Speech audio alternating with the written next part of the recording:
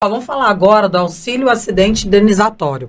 Por exemplo, a pessoa, ela já se acidentou em outro local e ela arrumou um novo trabalho. Cabe também esse auxílio para a pessoa, se ela está em um novo trabalho, mas se acidentou no antigo? A pessoa trabalhou na empresa A, Sim. Se acidentou lá. Movimento repetitivo, ficou com lesão por esforço repetitivo, seja no joelho, porque trabalhou na coluna, ajudante de pedreiro, ou nos ombros, enfim. E aí ele ficou 4, 5 anos, saiu da empresa, entrou na empresa B. Ele, quando entra na empresa B, ele já entra lesionado. E a empresa B não sabe, porque os exames admissionais, normalmente, é de sangue, urina, fezes, etc. Não vai fazer ressonância, essa é a verdade. E aí é identificado uma piora lá dentro. Só que ele adquiriu essa situação efetivamente na empresa A e não na B. Aí a pergunta, eu estou só repetindo a pergunta para quem está nos assistindo poder ter uma compreensão bem mais ampla, embora você fez a pergunta muito nítida. Como é que fica essa situação? Se ele não se acidentou, se ele não ficou lesionado na empresa B e sim na A, cabe sim, seja uma ação judicial ou um pedido administrativo. Por que razão? Só para ficar mais claro, tá? Essa suposta ação, esse suposto processo, seja administrativo ou judicial, não é contra a empresa. Por isso pode. Essa ação é contra o INSS. Nossa, eu também achava que era da empresa. Porque o que acontece é o seguinte, pessoal. Uma pessoa trabalhou nessa empresa aqui. Aí veio para essa. Depois veio para essa, terceira empresa, quarta empresa, quinta empresa. Não é tão interessante saber onde ocorreu o acidente. Se está na empresa 1, você está contribuindo. Se está na empresa 2, você também está contribuindo. Se está na empresa 3, você também está contribuindo. Então, o que te leva a ter direito ao benefício, se lesionado, se incapacitado você ficar para as atividades laborais, é a incapacidade junto com o ato de contribuir. Você paga o seguro do seu carro e seu carro quebrou. Você está pagando o seguro do seu carro. Então o seguro tem que se virar nos 30 e te socorrer. E tratar do seu carro. Então o INSS está recebendo. Se você está na empresa Odebrecht ou num Carrefour, pouco importa. Você está contribuindo. Então existe uma contrapartida. Você contribuiu e está lesionado, você quer agora o seu. Se você contribuiu. Isso independe da empresa. Então é isso. Se acidentou na empresa A, mas ele já está na empresa B, o quadro piorou. Aí tem lei, André, que fala sobre isso. Tem que ter. Se não tivesse, estaríamos perdidos, né? A lei 8.213 de 91 diz que se houver um agravamento da lesão ocorrida outrora, cabe sim o deferimento do benefício. Mesmo que aquele acidente ou aquela lesão não tenha sido oriundo daquela empresa, ocorreu em outra empresa, mas houve um agravamento, uma piora, e a tendência é haver.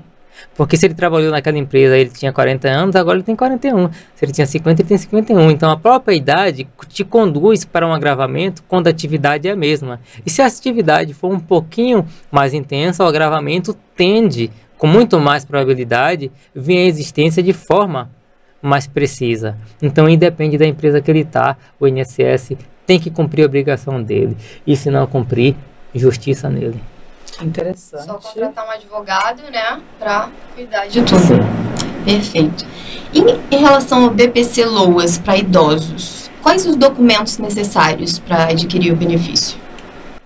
O BPC Loas para idoso, o idoso ele completou 65 anos. Só que não adianta. Ele, eu tenho consciência, meus filhos sabem que eu tenho 65 anos, meu vizinho, meu cachorro, meu papagaio sabe.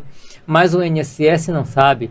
Então ele precisa pegar o documento dele, o RG, e apresentar para o INSS. Olha, eu completei 65 anos ontem.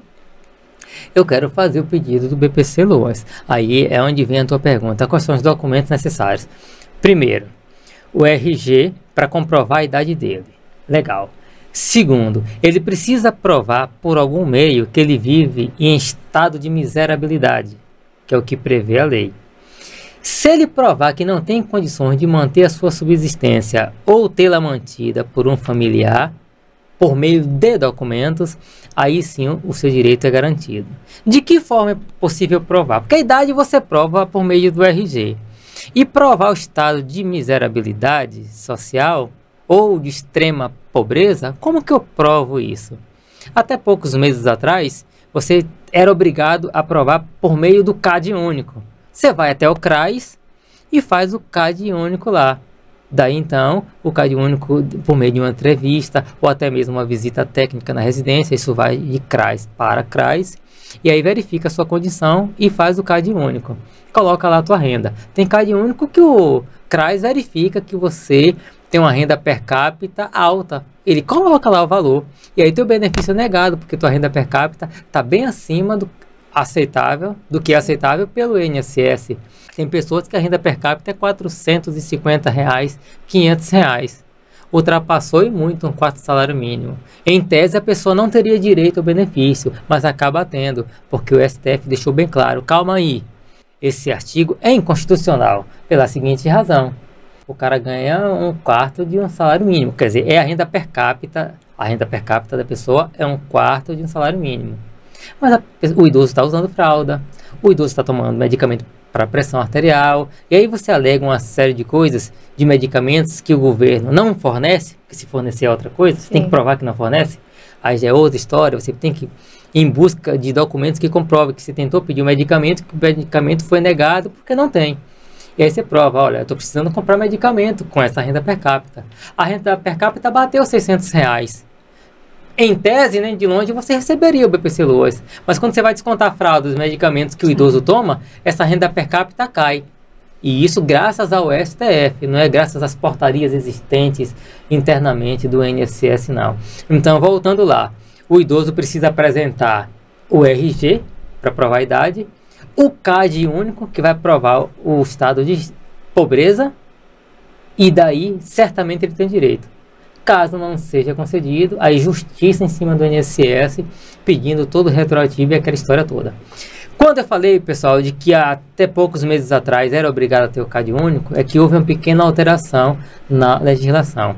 Hoje, se o idoso não apresentar o CAD único, ele não vai ser exigido, deixou de ser algo obrigatório.